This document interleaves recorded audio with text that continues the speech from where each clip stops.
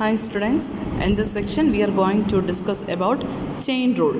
Then we have already discussed the chain rule when we were study about differentiation. Then the first is chain rule. The chain rule for function, the chain rule for a function of a single variable. First we are considering the chain rule of a function of a single variable. Says that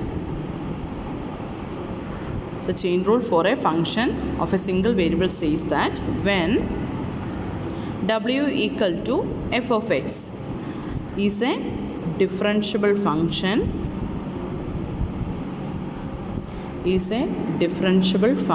of x, and x equal to g of t is a differentiable function of t,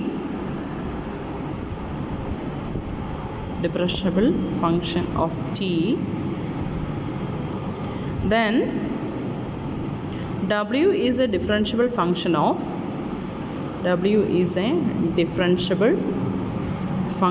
of t, and we can write dw by dt equal to dw by dx into dx by dt.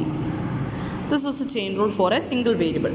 The chain rule for a function of a single variable says that when w equal to f of x is a differentiable function of x and x equal to g of t is a differentiable function of t, then w is a differentiable function of t and dw by dt equal to dw by dx into dx by dt. പറയുന്നതാണ് we consider function w equal to f of x. Then x എന്ന് പറയുന്നത് actually function of t ആണെന്ന് പറഞ്ഞിട്ടുണ്ട്. അങ്ങനെയാണെങ്കിൽ net effect എന്ത് വരും? w is a function of x and x is a function of t.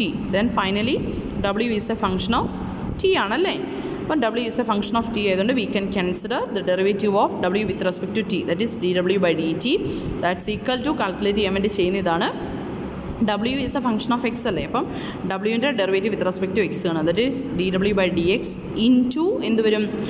x is a function of t ആണ്. Single variables വരുന്നതുകൊണ്ട് we consider the ordinary differentiation. Otherwise if there is multiple variables then we consider partial differentiation. Here we have only one variable, w is a function of x is a function of t. Therefore finally w is a function of t, so we can find out the derivative of w with respect to t, that is dw by dt equal to, by definition that's equal to dw by dx into dx by dt. നമുക്കൊരു example നോക്കാം. We can construct example. Let y equal to, we consider y equal to x raised to 6 where x equal to t square plus 5t, then find dy by dt.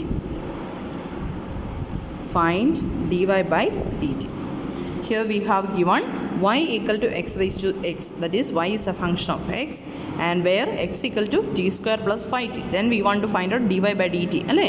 y is a function of x ആണ്, x is a function of t ആണ്, so y is a function of t.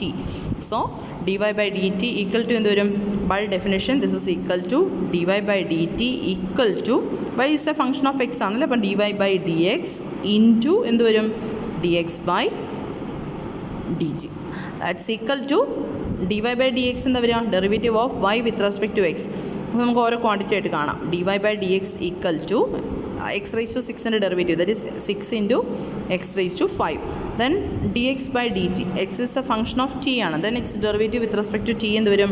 That is t സ്ക്വയറിൻ്റെ derivative വരുന്നത് 2 times t plus 5tയുടെ derivative വരുമ്പോൾ that is 5. സോ dy by dt equal to എന്ത് വരും?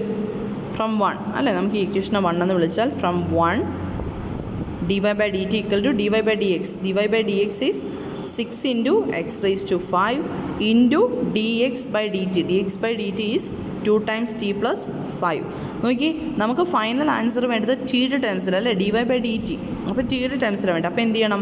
ഈ x raised to 5നെ നമുക്ക് റീപ്ലേസ് ചെയ്യണം. x raised to 5ന് പകരം നമുക്ക് എന്ത് സബ്സ്റ്റിറ്റ്യൂട്ട് ചെയ്യാം?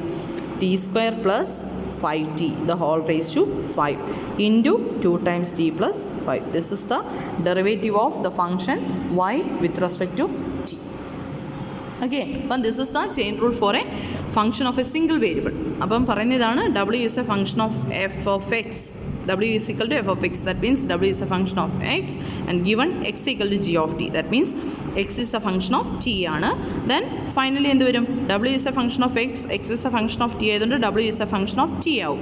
So we can find out the derivative of w with respect to t, that is dw by dt equal to dw by dx into dx by dt. ഇവിടെ w depends only on x, x depends on t. അതുകൊണ്ട് dw by dx into dx by dt. അപ്പം chain rule of A function of single variable clear ആണല്ലോ.